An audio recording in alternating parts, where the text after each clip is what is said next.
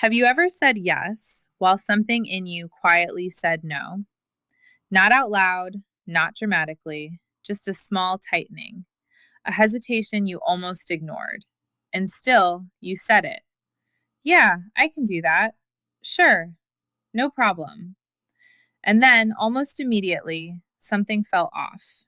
Not panic, just a weight, a subtle regret about something that hasn't even happened yet. So let's ask the real question. What just happened in that moment? Because it wasn't confusion. You knew. So why did you say yes? Was it actually generosity? Or were you trying to avoid something? Avoid disappointment?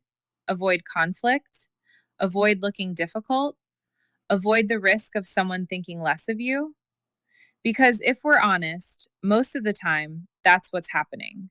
Not kindness, avoidance. And here's where it gets serious.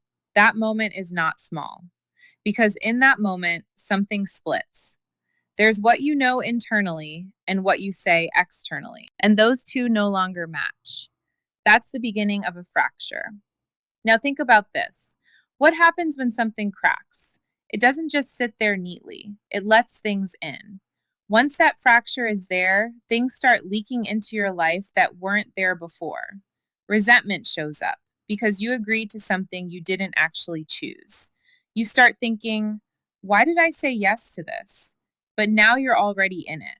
Then avoidance creeps in. You delay the thing you agreed to. You procrastinate. You show up halfway.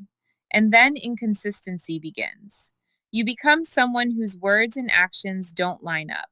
You said yes, but your life says no. At work, you overcommit and then quietly fall behind. In relationships, you're present, but not really there. You start withdrawing from things you said you would carry. And here's the deeper cost. You stop trusting yourself. Because every time you ignore that internal signal, you teach yourself something. That voice doesn't matter. Or worse, I can't rely on myself.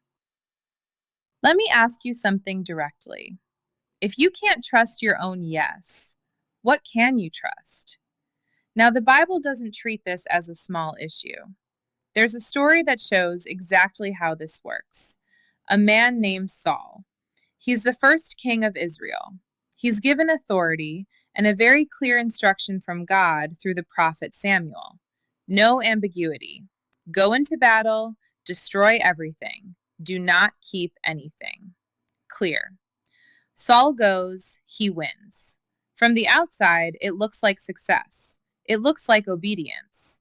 But then Samuel arrives and hears something. Sheep. Animals that should not exist if Saul actually did what he said he did. So Samuel asks a simple question. What then is this bleating of sheep in my ears? In other words, if you said yes, why is there evidence that you didn't? And Saul does what we all do. He explains. He reframes. He makes it sound reasonable. It was for sacrifice. It was for something good. But eventually the truth comes out. I feared the people and obeyed their voice. Do you see it? Saul didn't say no to God. He said yes. But when it became uncomfortable, he adjusted the yes. And what happened? Was it delayed? Did nothing happen? No, it was immediate. The kingdom was taken from him. Why? Because Saul revealed something dangerous. When pressure shows up, his yes cannot be trusted.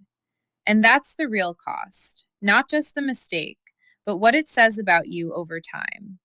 Because this doesn't just happen in ancient stories, it happens in your life. Every time you say yes to keep the peace, but lose clarity.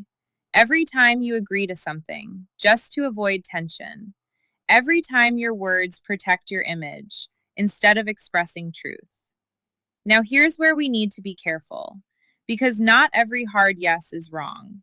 There are things you must say yes to. Responsibility, work, family, service. You don't get to say no to everything just because it's uncomfortable. So how do you tell the difference? Simple question. Is this yes coming from truth or from fear?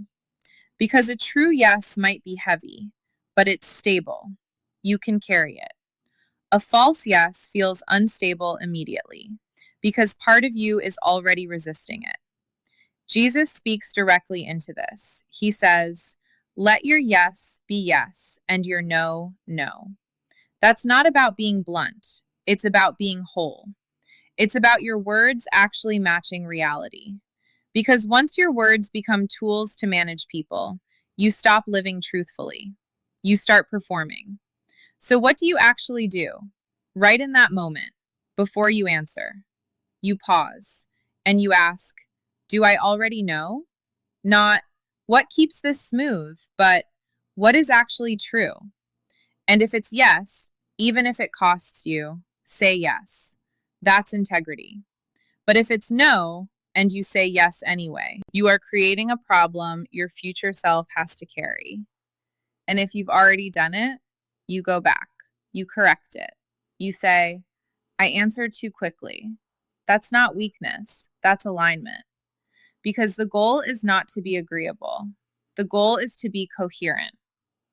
A life where what you say and what you know are the same. So pay attention. The next time that hesitation shows up, that quiet tightening, that moment where you already know, that's not inconvenience. That's truth trying to get your attention. And that moment, more than almost anything else, is where your life is actually being shaped.